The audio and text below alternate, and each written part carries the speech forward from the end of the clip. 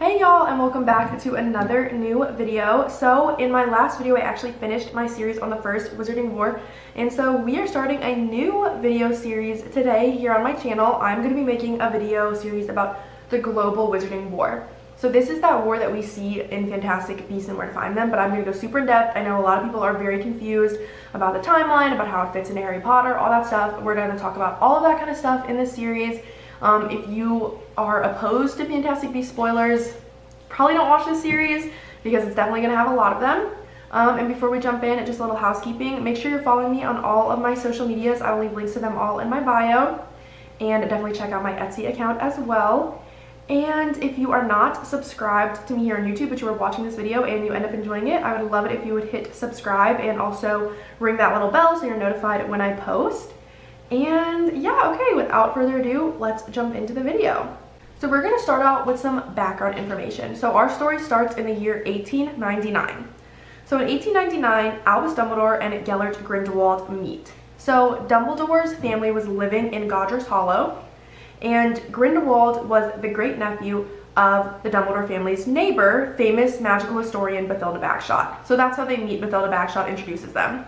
And they hit it off right away because they were both extremely gifted, extremely intelligent, and obviously, you know, they started as friends, developed feelings for each other, were kind of dating, I'm not really sure, you know, they were young.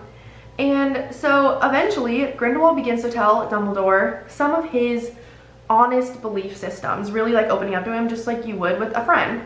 It's just like Grindelwald's belief systems were a little bit different.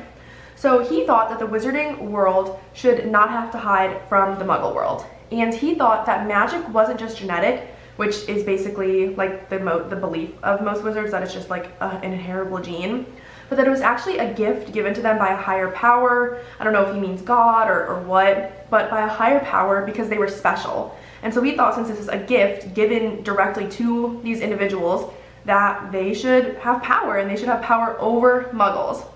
And Dumbledore agreed with him. And whether Dumbledore actually believed this or he was just infatuated with Grindelwald, I think is unclear. But you guys should definitely let me know what you think in the comments.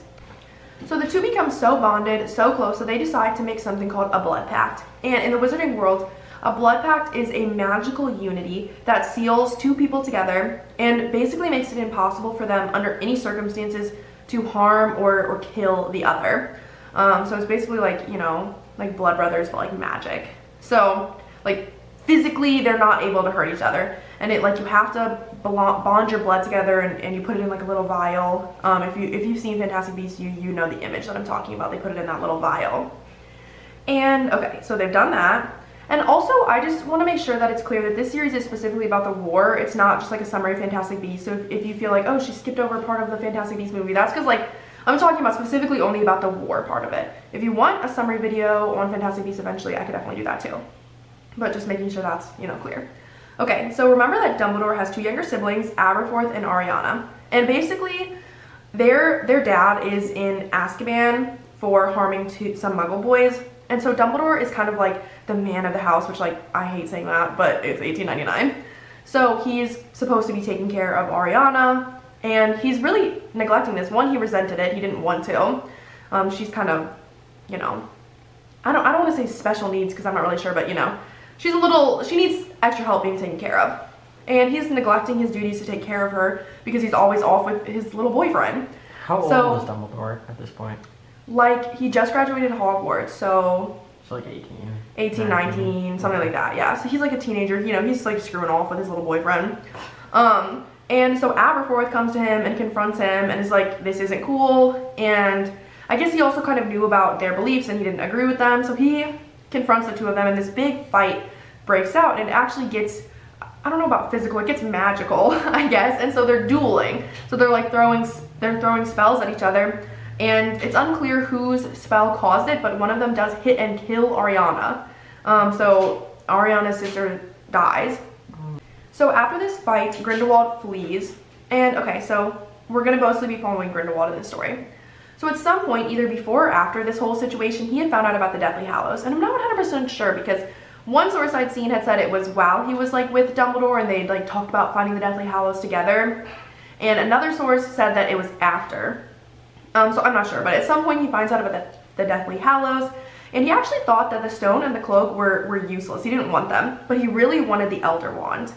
And basically, he finds out that the famous wand maker Grigorovich had it in his possession.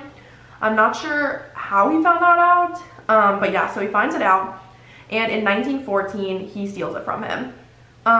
And he flees to Austria with the wand and the blood pact. So he'd actually taken that blood pact, which shows that he did love Dumbledore, and he also knew that Dumbledore was more powerful than him.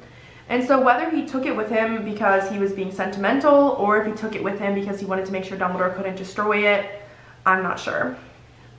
So basically, in Austria, he starts his revolution, and he starts to gather followers, and he's using the motto for the greater good. And in the next video, I'm going to talk actually about some references and comparisons between this story and what happened in Nazi Germany, and for the greater good is actually really plays into that.